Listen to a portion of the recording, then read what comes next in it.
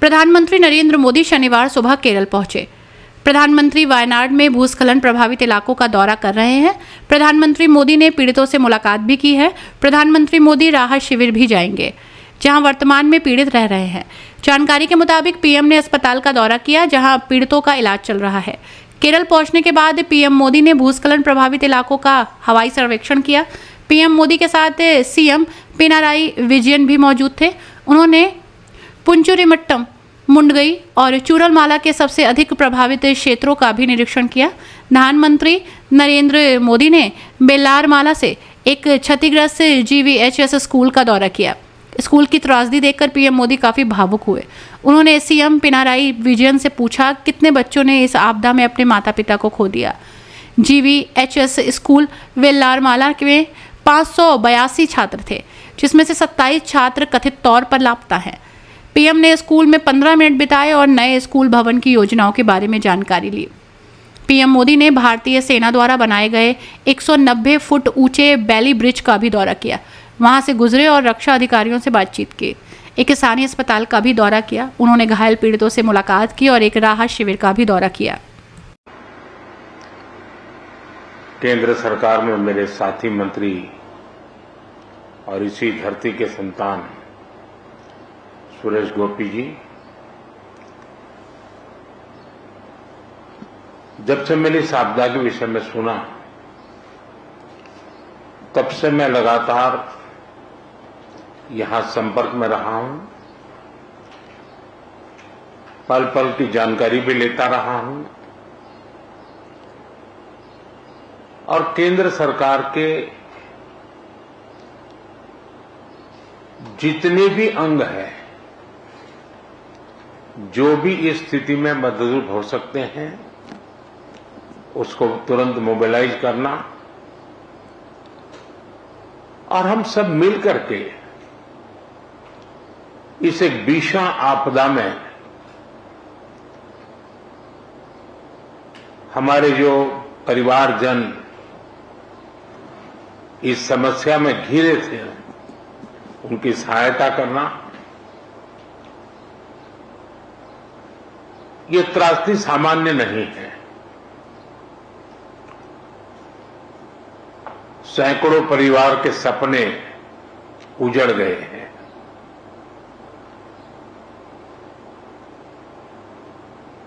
और प्रकृति ने अपना जो रौद्र रूप दिखाया, मैंने वहां जाकर के परिस्थिति को देखा है। मैं रिलीफ कैंप में भी इन पीड़ित परिवारों से मिला हूं, जिन्होंने एक्चुअली उस समय जो देखा और जो झेला, उसका विस्तार से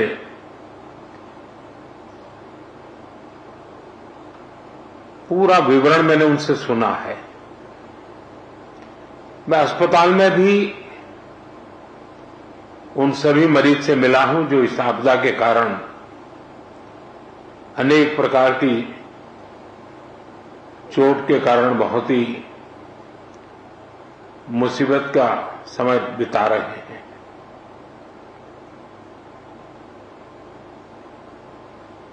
ऐसे संकट के समय जब हम साथ मिलकर के काम करते हैं,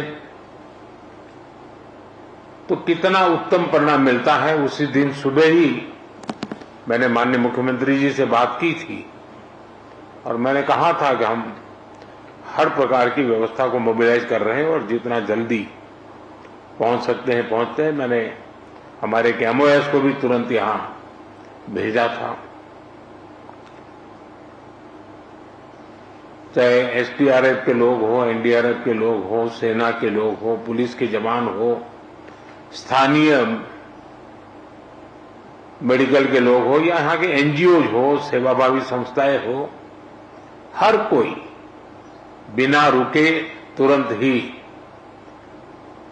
आपदा प्रभावित लोगों की मदद के लिए पहुंचने का प्रयास किया।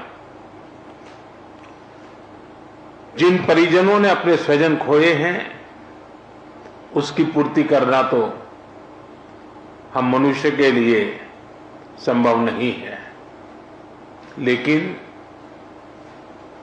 उनका भावी जीवन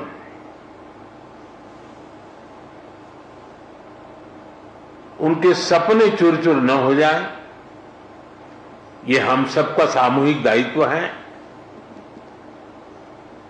और भारत सरकार और देश इस संकट की घड़ी में यहां के पीड़ितों के साथ है। सरकार को जो कल मैंने हमारे इंटरनल मिनिस्टर्स की जो कोऑर्डिनेशन की टीम थी उनको भी यहां भेजा था, वो कल माननीय मुख्यमंत्री जी से मिले थे, आपके अधिकारियों से मिले थे, और वे भी सारे चीजों को देख करके गए हैं। और जैसा माननीय मुख्यमंत्री जी ने मुझे बताया है कि वो एक पूरा डिटेल में मेमोरेंडम भेजेंगे, और मैं विश्वास दिलाता हूं इन परिजनों को भी कि वे अकेले नहीं हैं। इस दुख की घड़ी में चाहे राज्य सरकार हो, केंद्र सरकार हो या देश के जन जन नागरिक हो, हम सब उस संकट की घड़ी में उनके साथ हैं।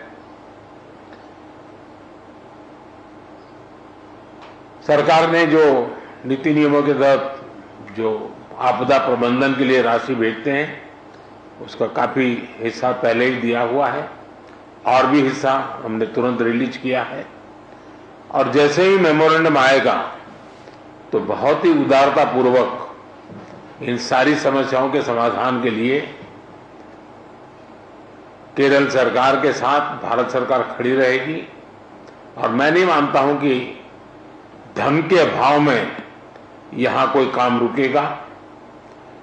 जहां तक जानहानि हुई है, हमारे लिए इन परिजनों को फिर से एक बार, क्योंकि छोटे बच्चे हैं, परिवार में सब कुछ खो चुके हैं, इनके लिए एक लंबे समय की योजना हम लोगों को बनानी होगी। मैं आशा करता हूं कि राज्य सरकार उस पर भी विस्तार से करेगी, और उसमें भी जो कुछ भारत सरकार अपना हाथ बटा सकती हैं वो बटाएगी। लेकिन मैंने, जैसा अभी मुख्यमंत्री जी बता रहे हैं, मैंने एक ऐसी आपदा को बहुत निकट से देखा हुआ है, अनुभव किया हुआ है। 79 में, आज से 40-45 साल पहले की बात है, गुजरात में मोरबी में एक अर्थन डैम था, और भारी बारिश हुई और डैम पूरा नष्ट हो गया। और आप कल्पना करें, वो डैम बहुत बड़ा था, मच्छू, वो पूरा पानी, और मोरबी एक शहर है, उसमें घुस गया और 10-10, 12-12 फीट पानी था पूरे शहर में। 2500 से ज्यादा लोग उसमें मृत्यु हुई थी, और वो भी मिट्टी का डैम था, तो पूरी मिट्टी पूरे हर घर में। मैंने उसको करीब 6 महीने वहां रहा था, एक वॉलेंटियर के रूप में उस समय मैं काम करता था, और मैंने मड़ के बीच जो समस्याएं पैदा कैसी होती हैं, उसमें किस प्रकार से मुसीबतें झेलनी पड़ती है, उसको बराबर मैंने उसको, क्योंकि वॉलेंटियर के रूप में मैंने काम किया है तो मुझे पता है। तो मैं भी अंदाज कर सकता हूं कि जिस समय ये परिवार मड़ में बह रहे होंगे, तब वो कितनी बड़ी कठिन परिस्थिति रही होगी। और उसमें भी जब कुछ लोग जान बचा करके निकले हैं, उनको देख करके लग रहा है कि ईश्वर ने कैसे उनकी कृपा की, उनको बचा लिया। तो मैं इन परिस्थिति को भली भांति अनुमान लगा सकता हूं, और मैं आपको विश्वास दिलाता हूं कि देश और भारत सरकार कोई भी कसर नहीं छोड़ेगी। जितनी डिटेल आपकी आएगी, चाहे आवास की बात हो, चाहे स्कूल बनाने की बात हो, चाहे रोड के इंफ्रास्ट्रक्चर का काम हो, इन बच्चों के भविष्य के लिए कुछ व्यवस्थाएं करने की बात हो, जैसे ही डिटेल बन करके आपकी तरफ से आएगी, हमारी तरफ से पूरा सहयोग रहेगा, ये मैं आपको विश्वास दिलाता हूं। और मैंने स्वयं ने, मन मेरा भारी था, क्योंकि लेकिन मैं नहीं चाहता कि मेरा आने के कारण यहाँ के रेस्क्यू ऑपरेशन और रिलीफ एक्टिविटी में कोई रुकावटें हो। लेकिन आज मैंने पूरे विस्तार से सारी चीजों को देखा है, और जब फर्स्ट हैंड इंफॉर्मेशन होती है तो निर्णय करने की भी सुविधा रहती है।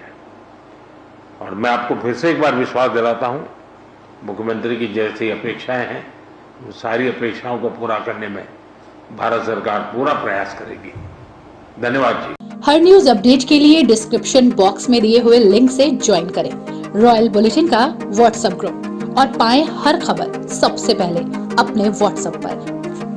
अपने आसपास की खबरों के लिए सब्सक्राइब करें रॉयल बुलेटिन और इस वीडियो पर कमेंट के जरिए अपनी राय देना ना भूलें।